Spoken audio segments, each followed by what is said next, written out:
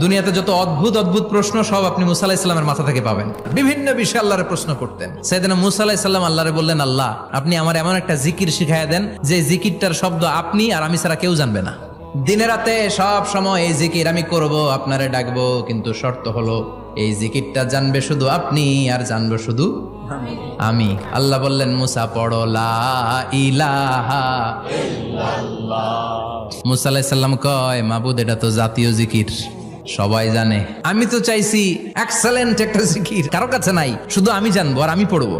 আল্লাহ বললেন, মুসা এই লা ইলাহাকে যদি এক পাল্লায় রেখে দাও, তাম বিশ্ব, 7 আকাশ 7 জমিনটারে তুলে যদি তুমি আরেক পাল্লায় রেখে দাও, লা রাজাহাত কাফাতু লা ইলাহা ইল্লাল্লাহ, মুহূর্তের মধ্যে লা ইলাহার পাল্লা ভারী হয়ে যাবে।